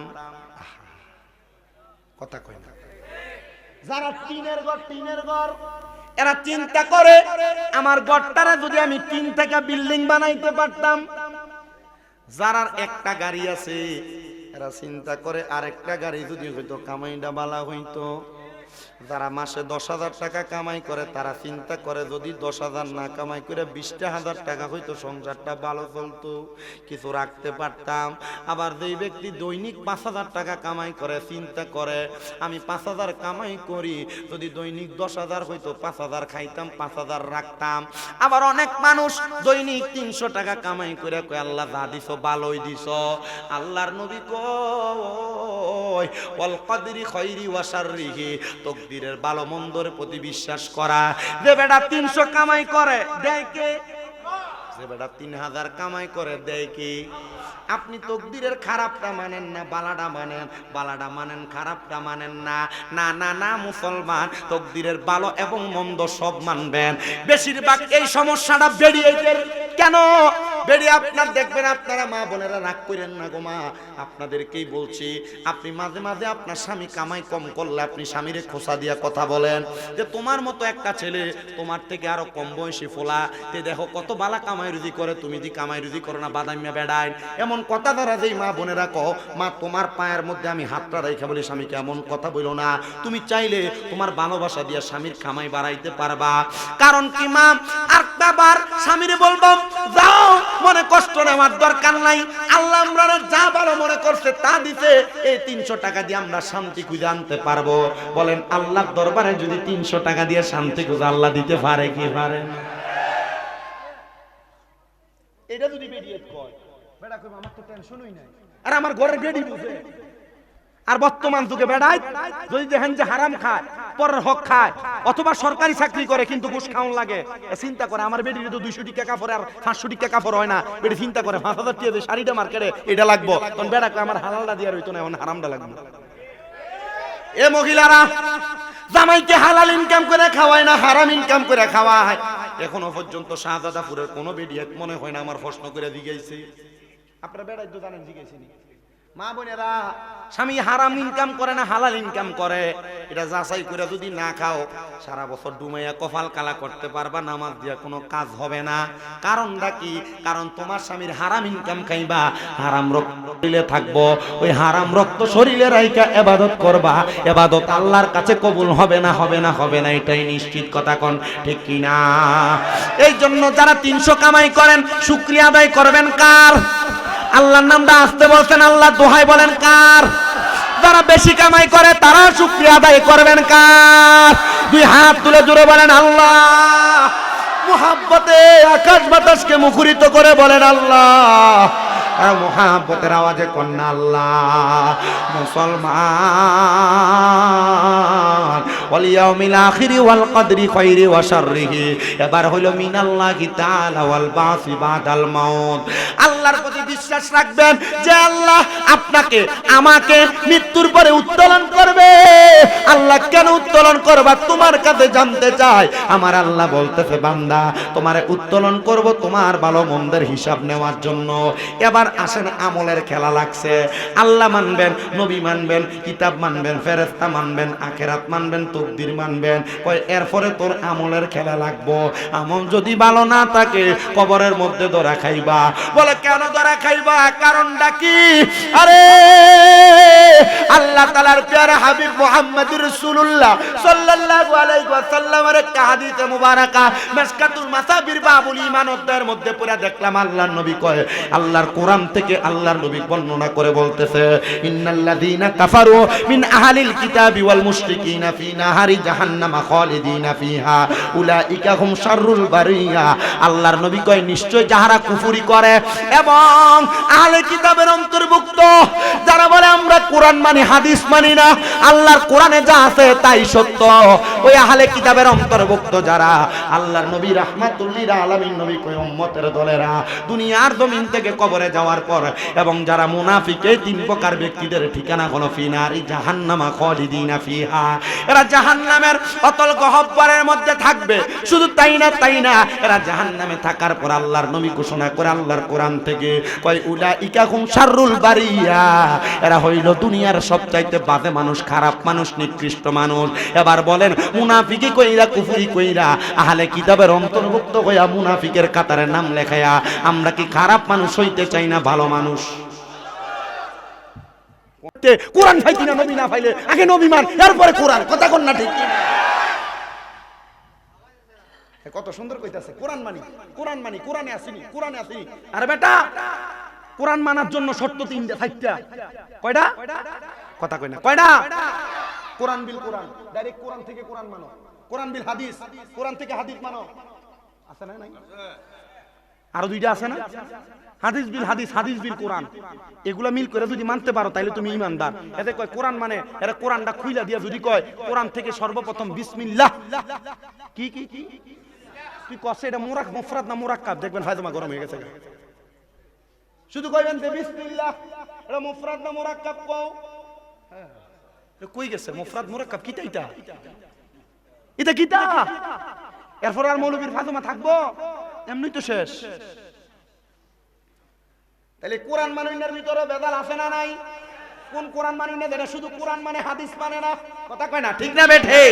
এ মুসলমান ইমানদার, এই জন্য আপনাদেরকে বোঝাইতে আসছি আল্লাহ তাআলার কোরআন মানে, আল্লাহ তাআলার কোরআনে কয় ইন্নাল্লাযীনা, নিশ্চয় যাহারা, ইন্নাল্লাযীনা কাফারু, কুফরি করে, ওয়া আমিলু, ইন্নাল্লাযীনা কাফারু মিন আহলিল কিতাবি, এবং আহলে কিতাবের অন্তর্ভুক্ত, মিন আহলিল কিতাবি ওয়াল মুশরিকিন, এবং যারা শিরক করে, উলাইকা হুম শাররুল বারিয়া, বলে এরা সবচাইতে নিকৃষ্ট। আবার আয়াতের মাঝখান দিয়া কয় এরা জাহান্নামের মধ্যে থাকবে একদিন, দুই দিন না, সারা জীবন। ইয়া রাসূলুল্লাহ, নবী গো, ও দয়ার নবী, মায়ার নবী, রাহমাতুল লিল আলামিন নবী, আপনার কাছে জানতে চাই তাহলে যারা নামাজ পড়ে, ঈমান আনে, রোজা রাখে, হজ করে, যাকাত দেয়, দান করে, সদকা করে, তাদের ঠিকানা কি? আল্লাহর কোরআন বলে এরা হইল ঈমানদার, নেক আমল করনেওয়ালা, এরা হইল আল্লাহ তাআলার দুনিয়াতে সবচাইতে ভালো বান্দা। ও আল্লাহ, ভালো বান্দা কইলেন, কিন্তু আমরা মরার পরে আমরা ঠিকানাটা কি তারার মতো জাহান্নামে হইব নাকি? আল্লাহ কয় না, হবে না। এবার সূরা বাইয়িনা শেষ আয়াতে আমার আল্লাহ তাআলা কয় জাযাউহুম ইনদা রাব্বিহিম জান্নাতু আদনিন তাজরি মিন তাহতিহাল আনহার, আল আনহারু খালিদিনা ফিহা, উলা মারহাবা কইতেন না, খালিদিনা ফিহা। সুবহানাল্লাহ, জোরে কর। আল্লাহ তাআলার কোরআনের কথাগুলো যদি আপনি মানতে পারেন, কোরআনের কথাগুলো যদি মানতে পারেন, আপনার জন্য বড় সুখবর। বলে কারা? এদেরকে আল্লাহ কি পুরস্কার দিবে? যারা ঈমান আনে, নেক আমল করে। এ মা, ঈমানদার দাবি করেন, নামাজ পড়েন, রোজা রাখেন, হজ করেন, যাকাত দেন, কিন্তু আল্লাহ কি দিব একটু জানেন না? আল্লাহ কয় জাযাউহুম ইনদা রাব্বিহিম, আমার পক্ষ থেকে পুরস্কার হইল জান্নাতু আদনিন, ওই পুরস্কারের নাম জান্নাতুল আদন। সুবহানাল্লাহ। তাজরি মিন তাহতিহাল আনহার, ওই জান্নাত এত সুন্দর। কেমন সুন্দর? ওই জান্নাতের নিচে দিয়ে একটা নহর প্রবাহিত হয়। বলে কেমন নহর প্রবাহিত হয়? ওই নহরের নাম হলো, আল্লাহ তাআলার নবী বলে রজব। ওই নহরের ভিতরে আল্লাহ তাআলা 4 প্রকারের পানি প্রবাহিত করবে। 1 নাম্বার হলো কাউসারের পানি, যারা পাক্কা ঈমানদার তারা কাউসারের পানি পান করবে। 2 নাম্বার হলো সারাবান তাহুরা, যারা কোনোদিন পরের হক মাইরা খায় নাই তারা ওই পবিত্র পানি পান করবে। 3 নাম্বার হলো আল্লাহ তাআলার জান্নাতের লাবান মানে দুধ, যারা কখনো পরের হক মেরা খায় নাই, তারপরে হলো নেশা করে নাই, তারা পান করবে। আর 4 নাম্বার হলো জান্নাতের মধু, জান্নাতের মধু তারা পান করবে, তারা কোনোদিন দুনিয়াতে নেশাদ্রব্য পান করার পরে, নেশাদ্রব্য না পান কইরা দুনিয়ার জমিনের মধ্যে থাকা অবস্থায় তারা মুখ খারাপ করে নাই, খারাপ কথা বলে নাই, ফাহিশা কথা বলে নাই, মিথ্যা কথা বলে নাই, তারাই ওই জান্নাতের মধু পান করবে। আল্লাহ তারা কারা কারা কারা গো? আমার আল্লাহ তাআলা বলতেছে রাদিয়াল্লাহু আনহুম ওয়া রাদু আন, যালিকা লিমান খাশিয়া রাব্বা। জবান খুলে উচ্চ কণ্ঠে জোরে জোরে কোন আল্লাহু আকবার। তারা আর কেউ না, তারা হইল যারা দুনিয়াতে আল্লাহকে সবচাইতে বেশি ভয় করে, আর আল্লাহ দুনিয়াতে যাদের প্রতি রাজি খুশি হয়েছে, আর আল্লাহকে যারা রাজি খুশি করেছে তারা হলো ওই ব্যক্তিরা। আল্লাহর কোরআন বলে যালিকা লিমান খাশিয়া রাব্বা। আর যারা আল্লাহকে বেশি ভয় করে, এবার আপনারা বলেন যারা আল্লাহকে ভয় করে তারা কোনোদিন নামাজ ছাড়েনি, যারা আল্লাহরে ভয় করে রোজা ছাড়েনি, যারা আল্লাহরে ভয় করে হজ যাকাত দান সদকা ছাড়েনি, যারা আল্লাহরে ভয় করে তারা কোনোদিন পরের হক খায়নি। বড় বাচ্চা ইস্তাম্বুলে বসবাস করতেন। ওই বাচ্চা বলে, জগতের মানুষ, আমার স্বভাব ছিল রাষ্ট্র পরিচালনা করা। উনি বলেন, আমি রাষ্ট্র পরিচালনা করার ফাঁকে ফাঁকে একটা সময় বাইর করতাম, যে সময় আমি আমার নবীর দুরূদ শরীফ আদায় করতাম, নবীরে ডাকতাম, স্মরণ করতাম। মারহাবা। আর আমরা বলি, আমরা কামের লেগে নামাজই পড়তে পারি না। কামের জন্য আমরা দুনিয়ার কাজকর্মই শেষ করতে পারি না, ইবাদত করব কোন সময়? বাচ্চা ডাক দিয়ে বলে, জগতের মানুষ, আমি কাজ করতে করতে হঠাৎ প্রত্যেকদিন আমি নবীজির দুরূদ আদায় করি। একদিন আমি আমার কাজের যেই সামিয়ানার নিচে বইসা টেবিলটার উপরে মাথা ফেলায় ঘুমায় গেলাম। এমন টাইমে আমার দরবারে আমার সেনাপতি আইসা ডাক দিয়ে বলতেছে, এ বাদশা, একজন হিন্দু মানুষ আপনার দরবারে আগমন করেছে, যে নাকি হিন্দু থেকে নব মুসলমান হয়েছে। বলে, নব মুসলমান? বলে, হ্যাঁ। বলে, নব মুসলমান কোথায়? তারা ডাক দাও। বলে, হুজুর এমনি এমনি আসে নাই, সে তো এখানে আসার কারণ, সে আইসা বলতেছে সে নাকি আপনার কাছে কোনো কিছু পাওনা আছে। এই বাচ্চা ডাক দিয়ে বলে, না, আমি ঘুমানোর আগে আমার যত পাওনাদার আছে তাদের পাওনা মিটিয়ে তারপর আমি ঘুমাই। তো আমার কাছে কেন সে ব্যক্তি পাওনা থাকবে? তারা আমার কাছে ডাকো। সে তারা সামনে ডাক দিয়ে আনলেন। সামনে আসার সাথে সাথে ওই ব্যক্তি ডাক দিয়ে বলতেছে, হুজুর, এ বাচ্চা, আমি আপনার সামনে আসার কারণ হইল আমি আপনার কাছে কিছু দেন মোহরানা পাবো। বলে, মোহরানা পাইবা? মোহরানা গুলা কি তুমি এখন নিবা? বলে, হ্যাঁ। বাচ্চা বলে, একটা সুলটা নাও। আমার কাছে এই ব্যক্তি মোহরানা পাবে না, তার আমি চিনি না, তার পরিচয় জানি না, আমি কেমনে তারে মোহরানা দিব? বলে, মোহরানা যেহেতু দিতে পারবা না, বাদশা, কারণটা একটু আমার কাছে যাই না, নাও, কেমনে মোহরানা পাবো? বলে, কারণটা তুমি বলো। বলে, আমার ব্যবসা ছিল স্বর্ণের ব্যবসা। বলেন না বাবা, ব্যবসাটা কিসের ব্যবসা? আমার ব্যবসা ছিল স্বর্ণের ব্যবসা। ব্যবসা করতে করতে আমার অনেক ঋণ হয়ে গেছে। আমি যখন ঋণের জ্বালা সহ্য করতে পারি না, এবার আমি আমার একটা ঘরের পার্শ্ববর্তী জায়গায় পেছনে গাছের সাথে দড়ি টানায়া আমি গেলাম মানুষের ঋণের জ্বালা সহ্য না করতে পারে ফাঁসি দেওয়ার জন্য। এমন টাইমে ইসলাম ধর্মের একজন ফকির, ইসলাম ধর্মের একজন মুস্তাহিদ, ইসলাম ধর্মের একজন মাফাতি, ইসলাম ধর্মের একজন শায়েখ আমার সামনে আগমন করলো। তিনি আমার সামনে আইসা দেখতেছে আমি ফাঁসি দেওয়ার জন্য ফাঁসির দড়ি লাগাইতেছি। আমি তার সামনে দাঁড়াইলাম না, আমি ফাঁসি দেওয়ার চেষ্টা করলাম। ওই ইসলাম ধর্মের আলেম আমার সামনে আইসা ফাঁসির দড়িটার সামনে আইসা আমার এইভাবে টান দিয়া ধরলেন, আমারে ফাঁসির দড়িতে নামাইলেন। আর জিজ্ঞাসা করে, ও হিন্দু সনাতন ধর্মী দাদা, তুমি কেন ফাঁসি দিতে যাও? বলে, আমি ঋণের জ্বালা সহ্য করতে পারি না, বিদায় ফাঁসি দিতে যাই। বলে, তুমি ফাঁসি দিও না, মনে করো না তোমার জীবনটা এখনো শেষ হয় নাই, তুমি নতুন করে আবার তোমার জীবনটা শুরু করো। এবার ওই ইসলাম ধর্মের শায়েখ আমারে বললেন, তুমি একটু তাড়াতাড়ি ইসলাম গ্রহণ করো। আমি তার কথা মোতাবেক ইসলাম ধর্ম গ্রহণ করলাম, কারণ সে আমার একটা আয়াত শোনাইছে, লা ইউকাল্লিফুল্লাহু নাফসান ইল্লা উসআহা।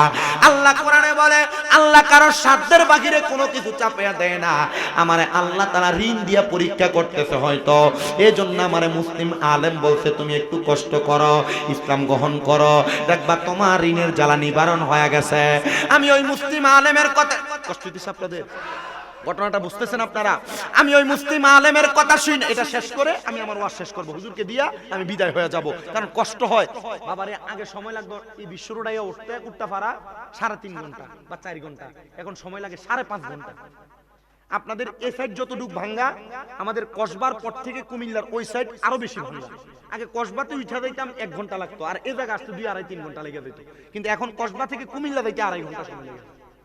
কথা বুঝতে পারছেন? প্রচুর ভাঙ্গা। যদি বলেন না মেইন রোডে যাবো, মেইন রোড আরো ভাঙ্গা, বেশি ভাঙ্গা, এই জন্য কষ্ট হয়। আমি চেষ্টা করি আমার ওয়াজ মাহফিল গুলো ওয়াদা রাখার জন্য। আমি সব জায়গায় যাই। আমার আম্মা আজকে 6 মাস অসুস্থ। আম্মা জান 6 মাস অসুস্থ। এই 6 মাস অসুস্থ মারে রাখে আসছি। আমার এক ভক্ত আছেন নরসিংদীর, উনি আমার আম্মার খেদমত করে, তবু আমি মাহফিলে যাই, আমার আম্মার অনুমতি নিয়ে যাই। এক মৌলবী আছে, এই মৌলবী আমার ওয়াজের ভিতরে কইছি যে আমার আম্মা অসুস্থ, আমারে যে টাইমে মাইক এই টাইমে দিয়া দেন, ওনারে দিয়েন না। এই মৌলবী স্টেজে উঠা আমার বিরুদ্ধে কইয়া গেছে। এখানে বলে নাই, ওই যে ব্রাহ্মণবাড়িয়া বিজয়নগরের সাইডে। তা আমিও শপথ করছি মৌলবীরে ফাইলে আগে গালডা বেড়ে একটা দেয় না, কিলা কিলি না, এ মৌলবী কইছি। কারণ কি এটা স্টেজ উচ্চাদন আমি কয়ে গেলাম, এগুলা যে করার কারণে মানুষ স্টেজ উচ্চা কি কয় আমার কাছে মাহফিল কমিটি, হুজুর আপনি তো কয়ে গেছেন আপনার আম্মু অসুস্থ, কিন্তু বেটা তো স্টেজ উচ্চা বিরোধিতা করছে, এটা করছে এটা করছে। আমি বললাম তা আচ্ছা এটা বেটারে কইেন, আমি বেটার লোকে আলাদা বুঝলাম, বেটার লোকে আলাদা বুঝলাম। ফোন দিচ্ছি, হুজুর এদের কইছেন এটা হইছে, এ আর আমার কল ধরেও না, পরে 14টা কল দিচ্ছে আর কল রিসিভ করে না। আমি কি এটা মৌলবী মনে করতাম, এটা আলেম মনে করতাম? আপনার মনে হয় আমি এটা আলেম মনে করতে পারি না। আল্লাহ আমরা কবুল করুক, আমিন কোন। দোয়া করেন আপনারা, আমার আম্মা যেন অসুস্থ, যে আমরা আজকে 6 মাস অনেক কষ্ট করতেছি। আল্লাহ একটা মানুষের মাজা ভেঙে দিলে কেমন যেমন হয়, আমার আম্মা আমাদের সংসারের মাজা অসুস্থ হয়ে গেছে, পিএলআইডি অপারেশন হয়েছে। আমি আমার দেশের অনেক মানুষের কাছে দোয়া চাইছি, আল্লাহ তাআলা আপনাদের দোয়ার বরকতে, আগে নিজে উঠা বসতে পারতো না, এখন উঠা বসে কোন রকম স্ট্যান্ডে ধরে ধরে হাঁটে। তা আমার এইটুক কথা আপনারা দোয়া করবেন না ইনশাআল্লাহ? আল্লাহ দোয়া কবুল করুক, আমিন করেন, আমিন। আমি হুজুরের কাছে বলে যাবো আখিরি মুনাজাত আমার আম্মার জন্য বেশি করে দোয়া করে, যেন আল্লাহ কবুল করেন, আমিন। তো যেই কথায় ছিলাম, আল্লাহ তাআলার খাস বান্দা, তার কথা শুই না ওই বিধর্মী মানুষটা ইসলাম গ্রহণ করছে। ইসলাম ধর্ম গ্রহণ কইরা ওই আলেম বলছে, বাবা আপনার কাছে আমার নসিহত, আপনি 5 ওয়াক্ত নামাজ পড়বেন। কয় ওয়াক্ত? 5 ওয়াক্ত নামাজ পড়বেন, তবে 5 ওয়াক্তর পাশাপাশি 1 ওয়াক্ত বেশি পড়বেন। বলে হুজুর 1 ওয়াক্ত বেশি কোনটা? যেটা মক্কায় আর মদিনায় পড়ে তাহাজ্জুদের সালাত। মারহাবা পড়েন। আমি তাহাজ্জুদের নামাজ আদায় করার জন্য দাঁড়ায় গেলাম। আমি তাহাজ্জুদ নামাজ পড়ি, একদিন 2 দিন 3 দিন করে আমি যখন তাহাজ্জুদের নামাজ পড়লাম, 3 দিনের দিন তাহাজ্জুদ নামাজের মুসল্লা আমি কান্না করতে লাগলাম। আমি কান্না করতে করতে তাহাজ্জুদের মুসল্লায় ঘুমিয়ে গেলাম। কিন্তু ওই ঘুমের ঘরে আমি দেখলাম সাদা রঙের পোশাক পরা একজন নমনীয় ব্যক্তি আমার ঘরে হাজির হয়ে গেছে। আমি ওনার দিকে তাকাইলাম আর বললাম, কে গো আপনি, আপনার পরিচয় কি? আপনার মতো সুন্দর চেহারাওয়ালা মহামানব তো আমি আমার জীবনে দেখি নাই।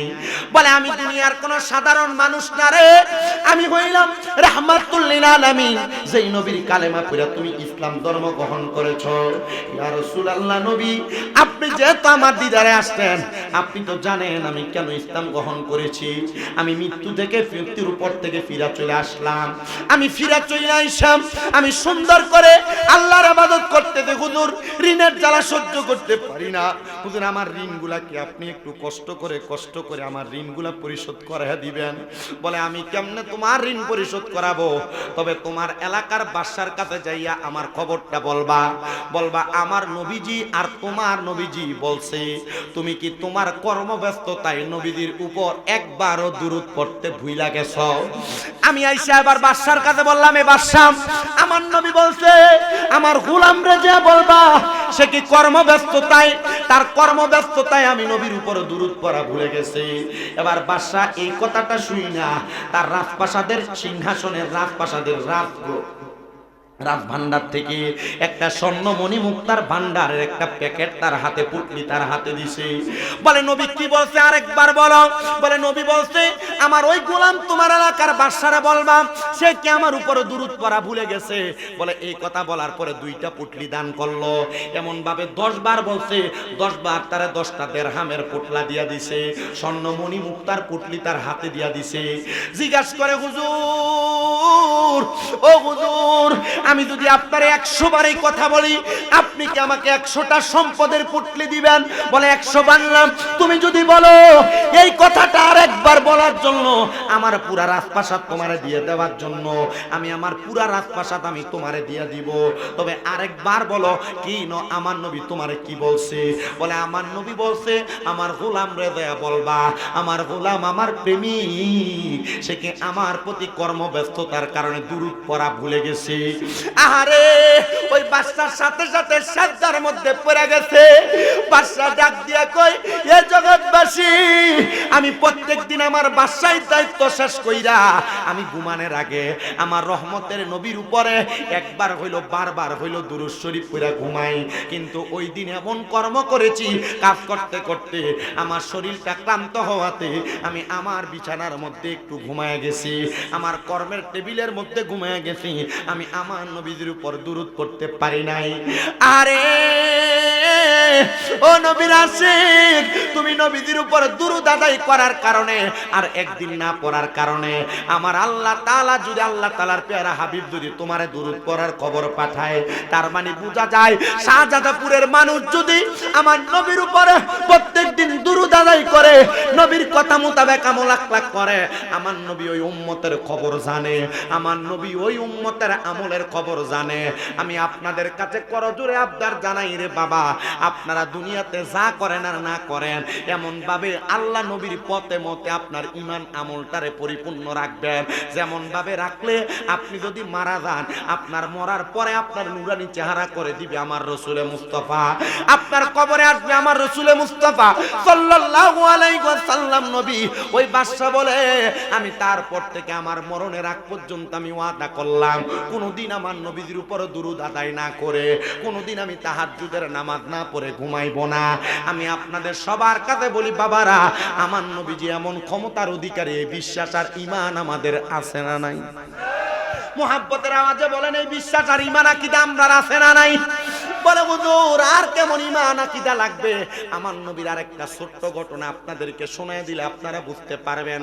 আল্লাহর হাবিব মুহাম্মদুর রাসূলুল্লাহ সাল্লাল্লাহু আলাইহি ওয়াসাল্লাম মদিনার কামলিওয়ালা দয়াল নবী রাহমাতুল লিল আলামিন নবী বলেন, দুনিয়ার জমিনের মধ্যে আমার কোন সাতটা পাক্কা আশিক উম্মত যদি মুহাব্বতে আমি নবীরে স্মরণ করে, আমি নবী তার নাম জানি, তার বাবার নাম জানি, সে কোন জায়গায় বসে আমি নবীরে স্মরণ করে আমি নবী সেইটা জানি।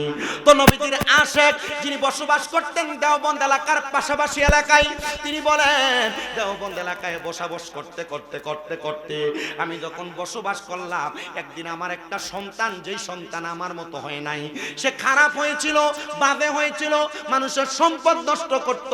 এই সম্পদ নষ্ট করার কারণে এলাকার যিনারা প্রশাসনিক দায়িত্ব গ্রহণ করে তারা তাদের আদালতে, তাদের কারখানার, তাদের আদালত, তাদের জেলখানার মধ্যে আমার সন্তানকে তারা নির্দোষভাবে আমার সন্তানকে আটক করেছে।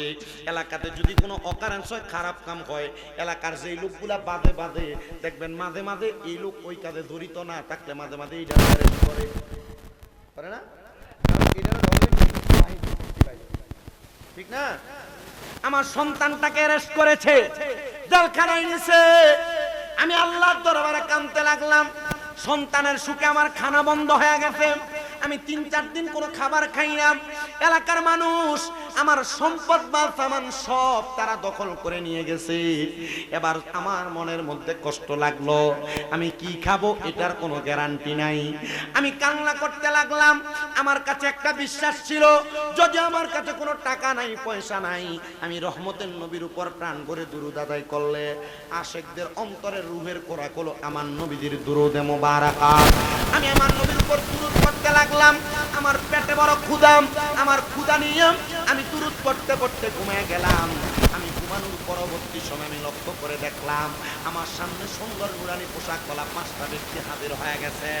এর মধ্যে সামনে যিনি, তিনার নাম হলো হযরতে সিদ্দিক আকবর রাদিয়াল্লাহু তাআলা আনহু, ডানে যিনি হযরত ওমর ফারুক রাদিয়াল্লাহু তাআলা আনহু, বামে যিনি হযরত ওসমান বিন নূরেন রাদিয়াল্লাহু আনহু, পেছনে যিনি তিনি হলো হযরতে আলী ইবনে আবি তালিব রাদিয়াল্লাহু তাআলা আনহু, আর মাঝখানে যিনি তিনি হলো মুহাম্মদুর রাসূলুল্লাহ সাল্লাল্লাহু আলাইহি ওয়াসাল্লাম, আমার রাহমাতুল লিল আলামিন নবী।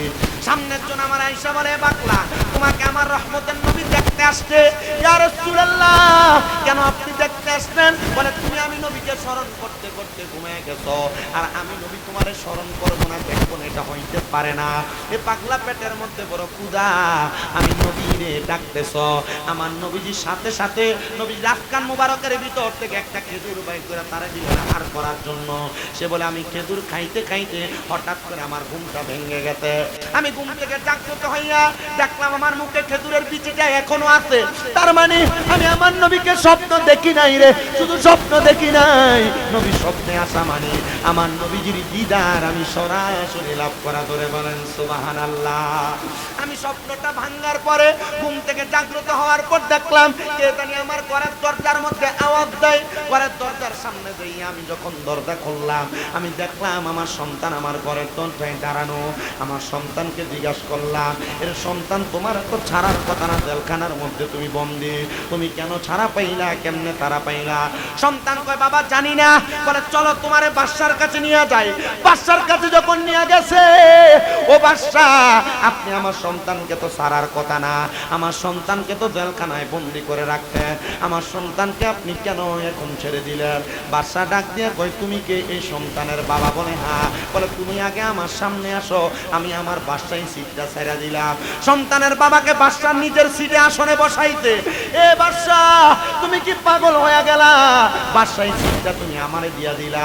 বলে না, আমি পাগল হই নাই, আমার নূরের নবী গতকালকে রাত্রবেলা আমার ঘুমের ঘরে স্বপ্নে বলছে আমি নবীর একজন পাগল, আমি নবীর একজন প্রেমিক। তার সন্তানের জন্য টেনশন করতে করতে আমি নবীর প্রতি দুরূদ পড়তে পড়তে ঘুমায়া গেছে।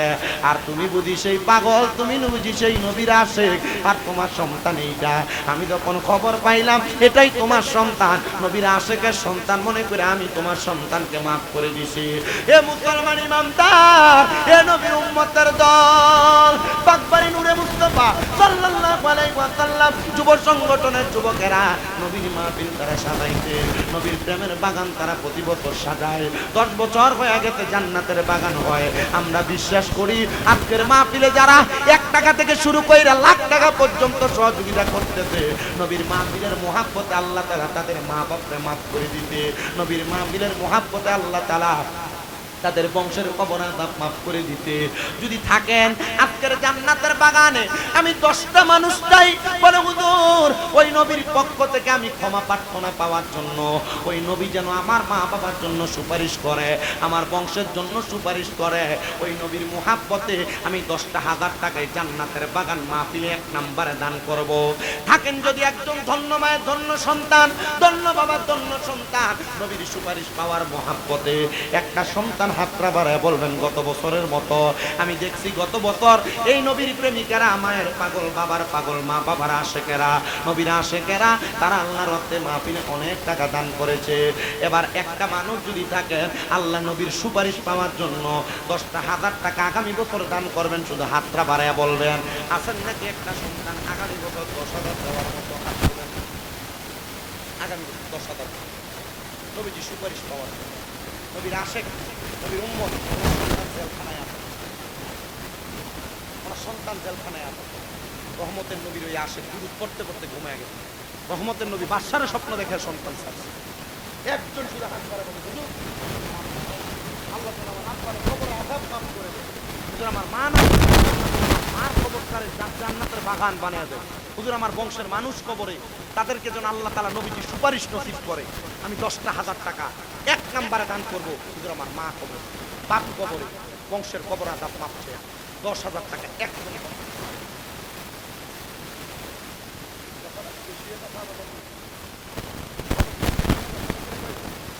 10,000 কয়েকজন মানুষ গত বছর জন দিছে, এবছরও দেওয়ার মতো আছে। রহমতের নবীর সুপারিশ হাজার গুনাহ করার পরেও রহমতের নবী যদি উম্মত বলে করাইয়া নেয়, ওই উম্মতের দাম বড় বেশি, ওই উম্মতের সম্মান বড় বেশি, ওই উম্মতের তাজিম বড় বেশি। আগামী বছর 10,000 টাকা দেওয়ার মতো একজন নাই। শুধু আমার মা বাপ বলে, বাবা বারবার বইলা দিন, আপনার মা বাপ যদি বাইসা থাকতো, যদি মা বাপরে যদি মাসে 1,000 টাকার ফল কিনা খাওয়াইতেন, 12 মাসে কি 12,000 টাকা লাগতো না? মা বাপ যদি বাইচা থাকতো, যদি মা বাপরে ভাত খাওয়াইতেন, তো যদি আপনার মা বাবার পেছনে প্রতি মাসে 2,000 করে টাকা লাগতো, কি 12 মাসে 24,000 টাকা লাগতো না? আরে মা বাবা আপনাদের এই জায়গা জমি দিয়ে গেছে, এই জায়গা জমি আপনি ব্যবহার করেন, যদি না দিয়ে যাইতো, যদি ভাড়া থাকতেন মাসে 5,000 টাকা ভাড়া দিতেন, 12 মাসে 60,000 টাকা ভাড়া দেওয়া লাগতো। হুজুর আমার মা নাই, আমার বাপ নাই, মা বাবার সম্পদ ব্যবহার করি, আল্লাহ যেন আমার মা বাপরে কবরে শান্তিতে রাখে, সুখে রাখে।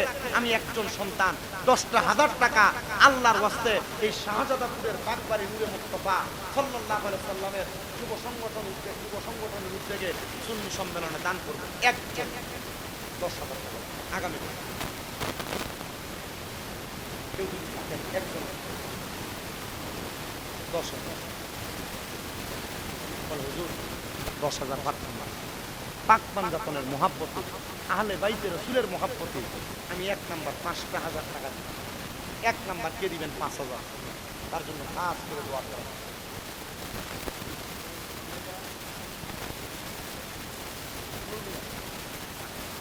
ও মনবাই পাকেতে পাঞ্জাতন, নিরাকারে নিরঞ্জন, এক বস্তুতে দুই রকম বুঝায়। শরীয়তের সতেক নাম, তরিকতের নাই মুকাম, হাকিকত বুঝিলে মারফত পাই, রে মন পাগলা মনোরাই, ও তুই ডুব দিলি না পাকের দরিয়ায়। আল্লাহ কবুল করো, মঞ্জুর করো। আজকের মাহফিলের সম্মানিত সহসভাপতি জনাব মোহাম্মদ নুরু মিয়ার নামে আল্লাহর ওয়াস্তে তার সন্তান দান করে দিয়েছেন 5,000 টাকা ধরে, কন্যা মারহাবা। আল্লাহ তাদের বংশের কবর আযাব মাফ কইরো, হায়াতের রিজিকে বরকত দিও, মনের নেক আশা পূরণ কইরো। এরপরে আছেন নাকি 2 নাম্বার নুরু মিয়ার সন্তানের মতো আরেকটা ধন্য মায়ের ধন্য সন্তান, 5,000 টাকা দান করার মতো সুযোগ পাই, 10,000 টাকা মারহাবা।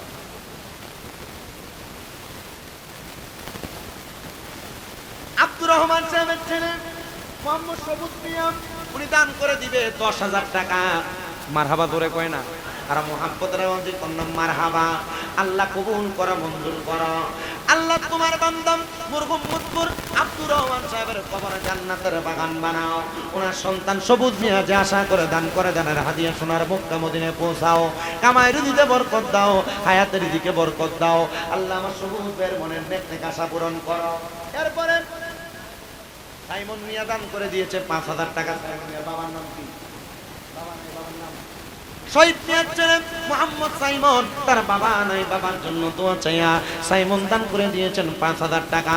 আল্লাহ সাইমনের বংশের কবর আযাব মাফ করে দাও, হায়াতের দিকে বরকত দান করো।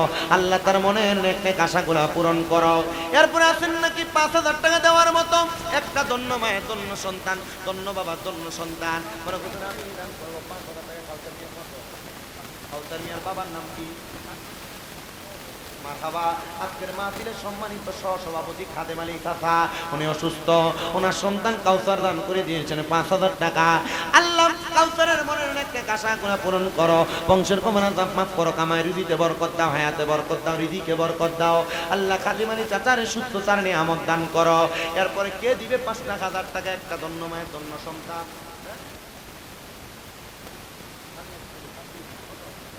মারহাবা। আল্লাহ কবর মঞ্জুর করো। মরহুম লাল মিয়া খাদেমের ছেলে সাব্বির দান করে দিয়েছেন 5,000 টাকা। আল্লাহ সাব্বিরের মনে আশা পূরণ করো, বংশের কবর আযাব মাফ করো, হায়াতের দিকে বরকত দাও। সাব্বির যে আশা করে দান করে আশাগুলো পূরণ করো। এরপর আছেন নাকি আরেকজন সন্তান, ধন্য মায়ের ধন্য সন্তান, ধন্য বাবার ধন্য সন্তান, বলে হুজুর আমি দান করে দিব 5,000 টাকা। আছেন নাকি রায়হান মিয়া, তার বাবার নাম কি? কাবির মিয়ার সন্তান মোহাম্মদ রায়হান দান করে দিয়েছেন 5,000 টাকা। আল্লাহ কবুল করো, মঞ্জুর করো। আল্লাহ কবুল করো, মঞ্জুর করো। রায়হান প্রবাসে যাবে, দোয়া চায় আল্লাহ রায়হানকে সহি সালামতে পৌঁছার তৌফিক দান করো। তার নামটা যেমন রায়হান, আল্লাহ তাআলা যারা রমজান মাসে রোজা রাখে, রমজান মাসে রোজা রাখনেওয়ালা ব্যক্তিদেরকে রায়হান নামক জান্নাতে প্রবেশ করাবে। আল্লাহ আমার রায়হানকে বিদেশে যাওয়ার কামাই রুজি করার তৌফিক দান করো, বলেন আমিন। মোহাম্মদ সামাদ মিয়া দান করবে 5,000 টাকা। আল্লাহ কবুল করে, মঞ্জুর করো। মোহাম্মদ আহাদ মিয়া দান করে দিয়েছেন 5,000 টাকা। আল্লাহ সামাদ মিয়া এবং আহাদ মিয়ারে কবুল ও মঞ্জুর করো। সামাদ মিয়া, আহাদ মিয়া যে উদ্দেশ্য করে আশা করে 5,000 টাকা জমা, আল্লাহ তুমি কইরো বংশের কবর আযাব ক্ষমা, জীবনের গুনাহ ক্ষমা। আল্লাহ সামাদ মিয়ার, আহাদ মিয়ারে কবুল করো, মঞ্জুর করো। মনের নেক নেক আশা গুনাহ পূরণ করো, জোরে কোন আল্লাহুম্মা আমিন। মারহাবা। আল্লাহ কবুল করে, মঞ্জুর করো। তোমার বান্দা মোহাম্মদ রশিদ মিয়া দান করছে 5,000 টাকা।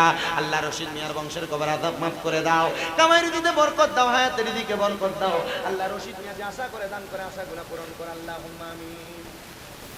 শালম ভাই মারহাবা। শালম মিয়ার বাবার নাম কি? রতন মিয়া, আল্লাহ কবুল করো। মাহফিলের সম্মানিত সহসভাপতি মোহাম্মদ রতন মিয়া ছেলে মোহাম্মদ শাহ আলম মিয়া দান করে দিয়েছেন 10,000 টাকা করে। কোন মারহাবা। আল্লাহ শাহ আলম মিয়ারে কবুল করো, মঞ্জুর করো। তার আব্বার হায়াতে বরকত দাও, বংশের কবর আযাব মাফ করো, কামাই রুজিতে বরকত দান করো। আল্লাহ শাহ আলম মিয়া যে উদ্দেশ্য করে আশা করে 10,000 টাকা ক্ষমা, আল্লাহ তুমি কইরো তার বংশের কবর আযাব ক্ষমা। কোন সন্তান বলে হুজুর আমার মা নাই, হুজুর আমার বাবা নাই, হুজুর মা বাপ বাইসা থাকলে আমি আমার মা বাপরে ভাত খাওয়াইতাম। ও আব্বা, মা বাপ এখন কবরে, মা বাপের লেগে যদি সিন্নি করো, মিলাপ করো, খানা করো, তোমার অনেক টাকা পয়সা খরচ হবে। একটা সন্তান চাই আগামী বছর তাবারুকের জন্য একটা বস্তা চাউল দিবেন। হুজুর আমার মা নাই, মা বাপ বাচ্চা থাকলে আপনি দিবেন 50 কেজি কিন্তু চাউল। হ্যাঁ, বুড়ি চিকন যেটাকে মারহাবা। এ বড় ভাই নাম আলমিনদের বাড়ি কোথায়?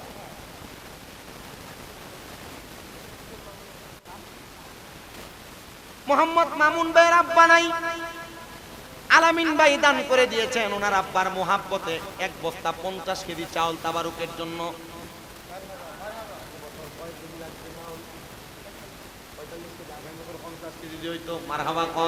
আল্লাহ কবুল করো, মঞ্জুর করো।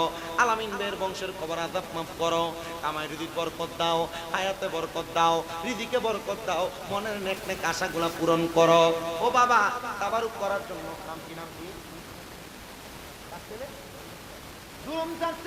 মোহাম্মদ শাকিল মিয়া দান করে দিয়েছেন 5,000 টাকা।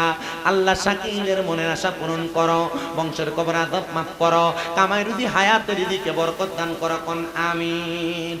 এরপরে মোহাম্মদ আদিস কাকা, মাহফিলের সম্মানিত আদিস কাকা মাহফিলের সহসভাপতি দান করে দিয়েছেন 5,000 টাকা। আল্লাহ কবুল করো, মঞ্জুর করো।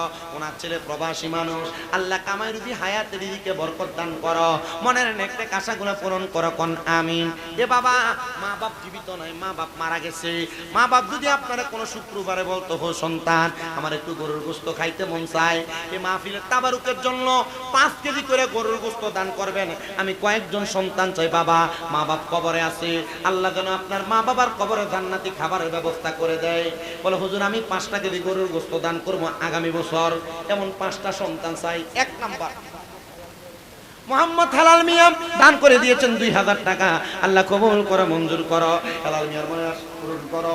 নাম কি? নাম কি? 5 কেজি গরুর গোশত। আব্বা মা আসেনি? আব্বা নাই, আব্বা নাই, মা বেঁচে আছে। মোহাম্মদ ধনু মিয়া, আল্লাহ তার বাবার কথা স্মরণ কইরা এই জান্নাতের বাগানের মাহফিলের তাবারুকের জন্য আগামী বছর 5 কেজি গরুর গোশত দান করব। আল্লাহ ধনু মিয়ার আব্বার কবরে জান্নাতি খাবারের ব্যবস্থা করো।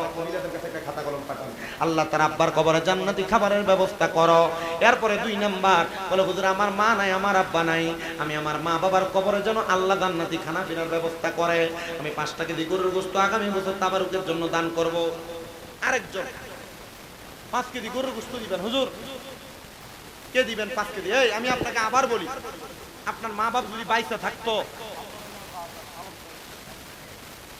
মা বাপ যদি বাইসা থাকতো, মা বাপ যদি আপনার কাছে একটু গোশত খাইতে চাইতো, আপনি কি 1 বছরে কি 5 কেজি গোশত খাওয়ানো লাগতো না? একটা সন্তান, হুজুর আমার মা বাপ কবরে, মা বাপের লেগে সিন্নি করলে এটা লাগতো। হুজুর আমি শাহ আলম মিয়ার ছেলে মোহাম্মদ সালমান দান করে দিয়েছেন 5,000 টাকা। আল্লাহ কবুল করে, মঞ্জুর করো। সালমানের মনের আশা পূরণ করো, বংশের কবর আযাব মাফ করো, কামাই রুজি হায়াতে রিজিকে বরকত দান করো। আল্লাহ তোমার বান্দা যে আশা করে দান করছে, আল্লাহ বান্দার দানের আশাগুলো পূরণ করো। বলে আমিন। 5 কেজি গরুর গোশত দিয়েছে। একজন পাইছি ধনু মিয়া, ধনু মিয়ার মতো ধন্য মায়ের ধন্য সন্তান, ধন্য বাবার ধন্য সন্তান। আগামী বছর আপনি নিয়ত করেন, আল্লাহর নবী কয় কোন সন্তান যদি তার মা বাবার জন্য 1 দিরহাম খরচ করে, আল্লাহ এটাকে লক্ষ কোটি গুণ বাড়ায়া ওই সন্তানের কাছে ফেরত দেয়। আপনার মা বাপ কবরে, মা বাবার জন্য দোয়া হবে মাহফিলে। 5 কেজি গরুর গোশত দিবেন আগামী বছর। নাই সাহস করে বলেন না, নিয়াতুল মুমিনিন খায়রুম মিন আমালি, মুমিনের নিয়ত তার আমলের চাইতে উত্তম। আমলটাকে উত্তম করার জন্য, ঈমানটাকে, নিয়তটাকে উত্তম করার জন্য 5 কেজি গরুর গোশত দিবেন আগামী বছর। তুমি দিবা? কি তারে কয়টা? আর নাম কি? কার ছেলে? কার ছেলে? হ্যাঁ, এ ধনু মিয়া নাকি? আরেক ধনু মিয়ার ছেলে ওনাডি সর্দার পাড়ার ধনু মিয়ার ছেলে মোহাম্মদ, তোমার নাম সর্দার বাড়ির সর্দার পাড়ার মোহাম্মদ রানা মিয়া, তার আব্বা ধনু মিয়া। আল্লাহ রানা দান করছে 5 কেজি গরুর গোশতের দাম। আলহামদুলিল্লাহ। আল্লাহ বয়স কম, আল্লাহ তোমার বান্দা 5 কেজি গরুর গোশতের দাম করে কত টাকা?